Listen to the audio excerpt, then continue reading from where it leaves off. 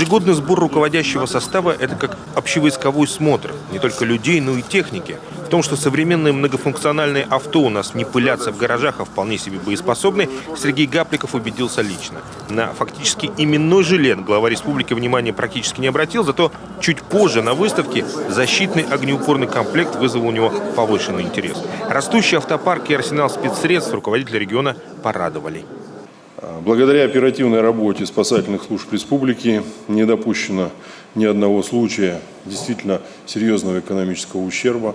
Безусловно, то, что происходит в лесной у нас зоне, это, к сожалению, из года в год мы живем в таких климатических условиях. К сожалению, человеческий фактор здесь тоже, по сути, не исключить. Но все мероприятия, которые требовались, и они в том числе в большей степени способствовали решению задач по борьбе с пожарами, они тоже сыграли и возымели свое действие.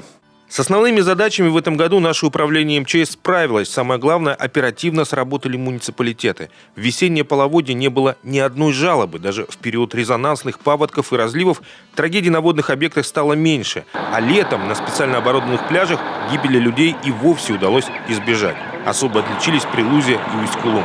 В пожароопасный период статистика тоже выправилась. Возгораний в лесу стало меньше, выше цифры только в частном секторе. Одной из основных причин пожаров остается неосторожное обращение с огнем. Это 219 случаев или 27% от общего количества пожаров.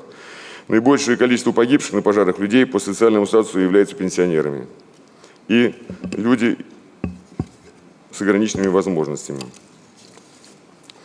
Необходимо отметить, что 24 погибших или 43% находились в состоянии алкогольного или наркотического опьянения. К сожалению, вот уже не раз отмечалось, что та статистика – это вот период получения пенсии или какие-то кратковременные заработки, которые позволяют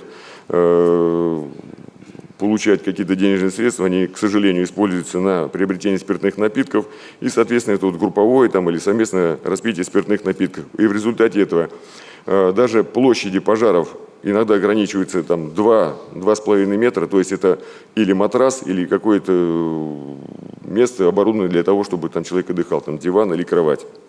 От главного спасателя республики хорошие слова прозвучали сегодня в адрес многих глав районов. Вот только расслабляться чиновникам рановато. Их собственная подготовка оставляет желать лучшего. Поэтому Новый год для них продлится ровно день. Командно-штабные учения уже со 2 января. Максим Васильев, Антон Ворожищев, телеканал Юрган, Сыктывкар.